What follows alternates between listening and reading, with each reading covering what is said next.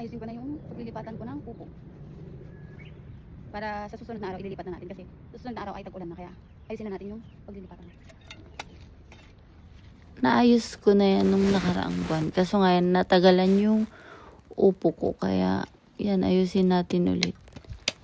Saka lalagyan ko siya ng cover. Dapat sana hindi ko siya lalagyan ng cover, kaso nga lang madamo. Yan. Nalagyan ko na rin ng mga pampataba ng lupa dyan. Kaya ginaganyan ko na lang. Ginaganyan ko siya kasi nga lalagyan ko siya ng kulay itim na cover. Hindi ko sana siya lalagyan kaso ganyan naman siya. Madamo. So mas prefer ko na lang siyang lagyan.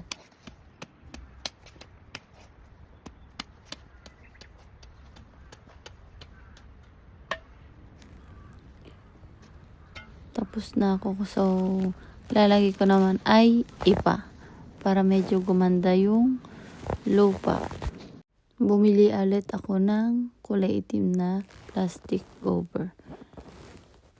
Yan, tumatawa ako dyan kasi nga, nagkamali ako ng bili. May mga butas na siya.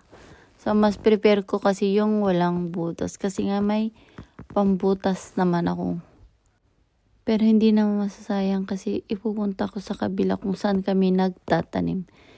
Itong pinagtatanim ko kasi dito sa likod ay hindi masyadong kalakihan. Kaya mas okay yung walang butas. So, bago ko ilalagay yung kulay itim, pinapantay ko muna yung lupa para mag-fit yung kulay itim. Para hindi siya magbukol-bukol. So, ganyan lang ako maglagay ng kulay itim. Kasi nga hindi naman, di ba nga sabi ko sa inyo, hindi masyadong kalakihan tong pinagtatamnan ko. So, ganyan lang siya. Dinadagalan lang namin ng lupa.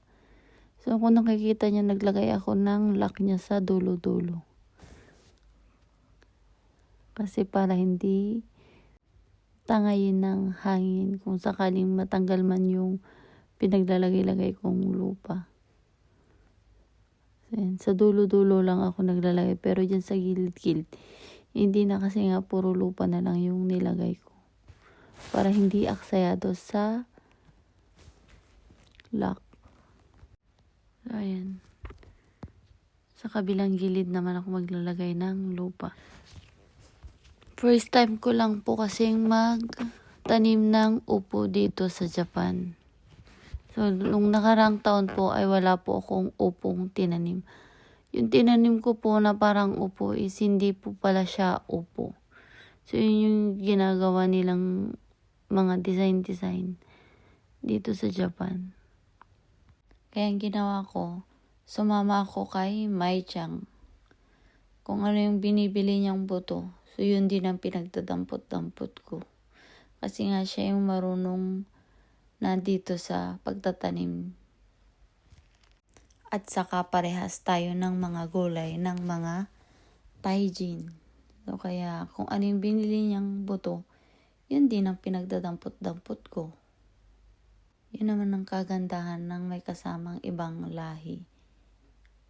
Thank you for watching. Bye!